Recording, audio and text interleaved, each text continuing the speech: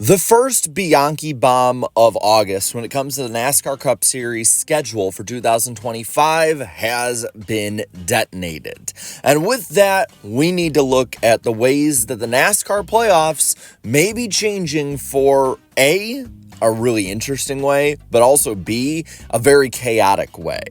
So, let's go on into it. Starting out with the round of 16. This one, based on Jordan's article in The Athletic, which is linked down below, is August 31st, Darlington, the Southern 500, which I think all of us pretty much knew was going to be coming. Then, September 7th, Gateway. Interestingly enough, Gateway will be on the first week of the NFL's 2025 season, more than likely, and well, let's be honest, it's pretty good of them to do this in a city that doesn't have football. Why? Well, because they won't have football in the area against them. And that's going to be something, at least attendance-wise, the track is going to need to basically succeed. And we kind of already knew that Gateway was going to be in to begin with. And then September 13th, to end the round of 16, the Bristol Night Race, which the Bristol Night Race has been a fixture of the NASCAR Cup Series playoffs for a good amount of time now, and this race really does fit at this time of the year. So, not too big of problems other than what we already have seen fans upset about when it comes to flat tracks in the playoffs. And you're not going to be more happy if there's flat tracks in the playoffs when it comes to the round of 12 here, as New Hampshire would open up that slot. So you have 3 straight weeks where either there is no football in the area for them to compete with, or there is, well, no football on that night for the NFL, at least. And then September 28th, moved back a week, you have the race at Kansas Speedway. Kansas Speedway, being one of the best tracks in NASCAR, should have a playoff date, though I personally think that it should open up the next round, but we'll talk more about that in a little bit. And October 5th, it's been rumored for a bit now, and it looks like the Charlotte Roval will get another swing, another bite at the apple in the NASCAR playoffs, finishing out the round of 12. I personally liked the Roval to begin with. I thought it was a good experiment, but I do also think that it's time to move back to the Oval. The Oval has some of the best racing in NASCAR, and I get that people don't want it to be basically 3.5 miles a row when it comes to the playoffs, being Kansas, Charlotte, and the one we'll talk about in a bit, but it just makes sense to have one of the best racing tracks, the home track, and one of the best and most marketable tracks in NASCAR playoffs. But seeing how SMI is spending a lot of money trying to revamp the Roval's layout, I don't see this happening.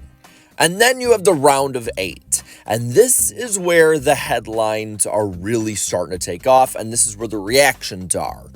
So October 12th, in the same slot it's been the last couple years as Las Vegas Motor Speedway. Las Vegas again, pretty good track, 1.5 miles, next gen car. I think this is good. If Las Vegas is to have 2 dates, it should be towards the end of the year, and it should be in the playoffs. I'll skip ahead. October 26th, ending this round will be Martinsville, which is the same as it's always been. You know what?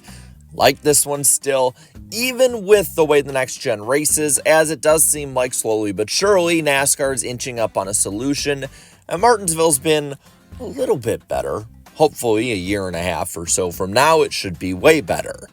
But October 19th is where the real shift is, and the real problem, in my opinion, is Talladega Superspeedway being the third to last race of the year. Now, a lot of people talk about NASCAR and the playoffs being a complete crapshoot. They say that you basically can be good all year, have 3 bad races, have 1 bad race, and be completely screwed out of a championship. After all, 2020 with Kevin Harvick saw a nuclear meltdown when it came to this kind of reaction. And I get that sentiment. NASCAR got even more heat after putting Atlanta and Watkins Glen in the first round, 2 wild cards with a super speedway and a road course.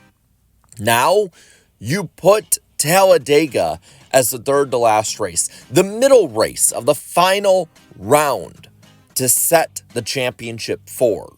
Talladega has always been and always will be a wild card race. But in doing this, when the end of the season matters so much, when the driver's input matters so much, at talent-based tracks like Las Vegas and Martinsville, you need another track like Homestead was to be able to, I think, set up a good and viable Final Four. I mean, look at how it would be if Kansas was this race. Kansas being the middle race of the final round would mean that you have 2 mile-and-a-halves, where the driver's input is very important, and then a short track, which, if they can fix the damn car, would actually be a really good track for a driver to prove themselves as well.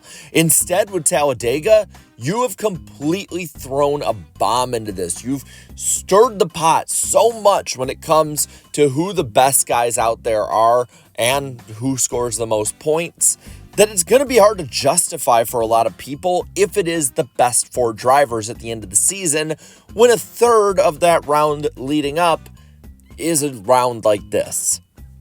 And you add the fact, too, that with these new tracks being added in, thankfully, New Hampshire and Gateway not that chaotic, that you might have a boring first 2 rounds, or at least for the fans that want to see craziness in the first 2 rounds, you might not see as much of it. It's very hard to sell for NASCAR, and you're inching closer and closer to having a super speedway be the finale. Again, seems like a far-off thing still to this day, but the fact that NASCAR is willing to set their Final Four, not only for Cup, but also last couple years for trucks, and I guarantee now for Xfinity, with Talladega Super Speedway, should alarm people. Because that is, again, gearing more and more towards just an absolute crapshoot for your championship. And yes, Talladega was moved to later in the season in the last 4 races before.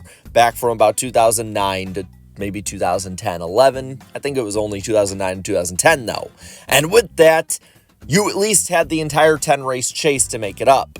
And if you did that with a full season points format, you'd have the whole season to make it up.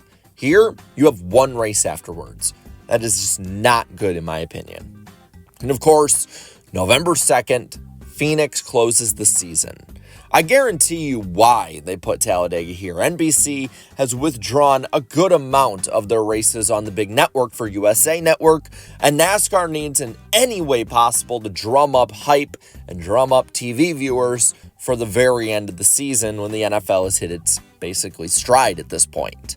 Also, another point is the tentative date of the Mexico City race would be June 8th, which this means if a deal is done, like Jordan notes, you'd be looking at this being during the prime section of the year and not on Fox. For me, that pretty much, I think, cements the fact that we're going to have, other than Bowman Gray more than likely as the Clash on February 2nd, a pretty stagnant Fox part of the year, as Fox really doesn't have to change much. Their part of the schedule works pretty well.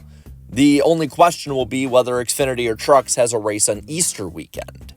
But with that, I want to know what you think. Let me know down in the comments below. Do you like these possible changes? Do you want to see more chaos? And if so, tell me why. Or are you not crazy about this? You think that this is just not the way NASCAR should go about it? Let me know about that down below as well. While you're at it, leave a like on this video, share this video, and subscribe to this channel for more great and fun NASCAR content. Thank you so much to all my channel members for your continued support. And until next time, have a good one.